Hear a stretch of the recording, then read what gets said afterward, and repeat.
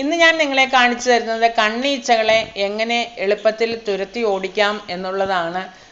കണ്ണീച്ചകളെന്നും ചെറിയ ഈച്ചകളെന്നും പൂയീച്ചകളെന്നും ഒക്കെ പറയും. കണ്ടോ, ഫ്രൂട്ട്സൊക്കെ നമ്മൾ വെക്കുമ്പോഴേ കണ്ടോ, ഈ ഫ്രൂട്ട്സിൻ്റെ മേളിൽ കൂടി ഒരു ചെറിയ ഈച്ച പറന്ന് നടക്കുന്ന കണ്ടോ, അതിനാണ് കണ്ണീച്ചയെന്ന് പറയുന്നത്.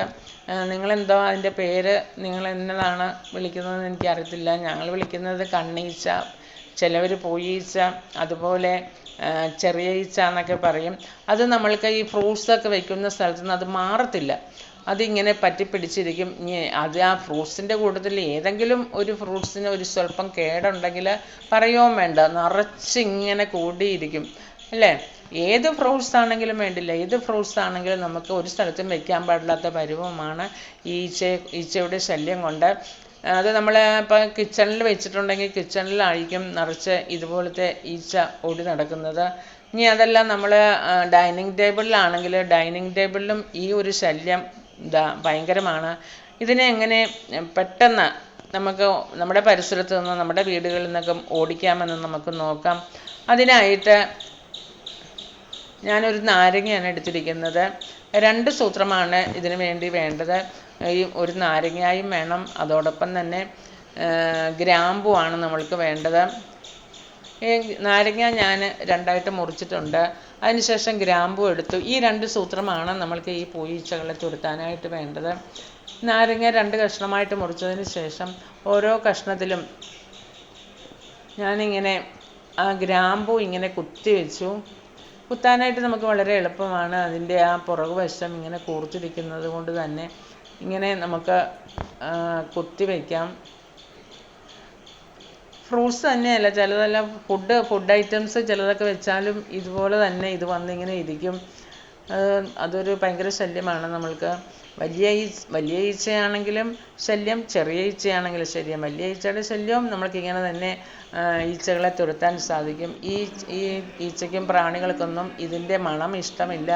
ഇപ്പം ഞാനിങ്ങനെ കുത്തി വെച്ചു. ഇങ്ങനെ നമ്മൾക്ക് ആ ഫ്രൂട്ട്സോ ഭക്ഷണ സാധനങ്ങളോ ഒക്കെ ഇരിക്കുന്നിടത്ത് ഇതിങ്ങനെ കൊണ്ടുപോയി വയ്ക്കാം. അപ്പോൾ ഇത് ഇങ്ങനെ വെക്കുമ്പോഴേ ഇതിൻ്റെ മണം പതുക്കെ സ്പ്രെഡ് ചെയ്യത്തുള്ളൂ. നാരങ്ങയുടെ മണവും നാരങ്ങ നീരിൻ്റെ മണവും അതുപോലെ തന്നെ ആ ഗ്രാമ്പൂവിൻ്റെ മണമൊക്കെ പതുക്കെ അത് സ്പ്രെഡ് ചെയ്ത് വരത്തുള്ളൂ. ഇനി നിങ്ങൾക്ക് പെട്ടെന്ന് ഈ പൂയീച്ചകളെ ഓടിച്ച് കളയണമെങ്കിൽ വേറൊരു സൂത്രം കൂടിയുണ്ട്. ഇതുപോലെ തന്നെ നമ്മൾ നാരങ്ങയിൽ ഇങ്ങനെ ഗ്രാമ്പു ഇങ്ങനെ കുത്തി കൊടുത്തതിന് ശേഷം ഇങ്ങനെ നിറച്ച് കുത്താം. നമുക്ക് നേരത്തെ കുത്തിയതുപോലെ തന്നെ നമുക്ക് ഇതുപോലെ ഗ്രാമ്പു ഇങ്ങനെ നാരങ്ങയുടെ മുകളിൽ ഇങ്ങനെ കുത്തി കൊടുക്കാം.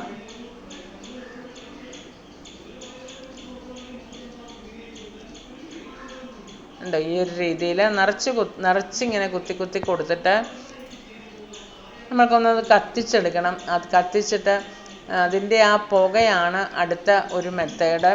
അതിൻ്റെ പുക നമ്മളുടെ കിച്ചണിലും റൂമിലും ഒക്കെ ഇങ്ങനെ സ്പ്രെഡ് ആകുമ്പോൾ ഈ പൂയീച്ചകൾക്ക് ഇതിൻ്റെ സ്മെല്ലൊന്നും ഒട്ടും ഇഷ്ടമല്ല. നാരങ്ങയുടെയും അതുപോലെ തന്നെ ഈ ഗ്രാമ്പൂവിൻ്റെയും മണം ഒട്ടും ഇഷ്ടമില്ല. ഇതൊരു പപ്പടം കുത്തി കൊണ്ട് ഇങ്ങനെ ഒന്ന് നാരങ്ങയുടെ പുറകിൽ ഇങ്ങനെ കുത്തി കൊടുത്തിട്ട് നമുക്ക് ഗ്യാസ് സ്റ്റൗവിൽ ഇങ്ങനെ കാണിച്ചു കൊടുക്കാം.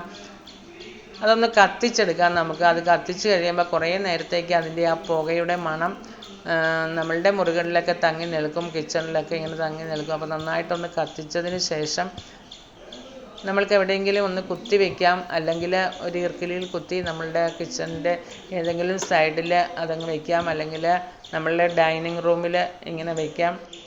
അപ്പോൾ അതിൻ്റെ മണം കൊണ്ട് നമ്മളുടെ ഈച്ചകൾ അടുക്കത്തില്ല. നിങ്ങൾക്കിത് ഇഷ്ടപ്പെട്ടെങ്കിൽ ലൈക്ക് ചെയ്യണം, ഷെയർ ചെയ്യണം, സബ്സ്ക്രൈബ് ചെയ്യണം, ഒന്ന് പരീക്ഷിച്ച് നോക്കണം.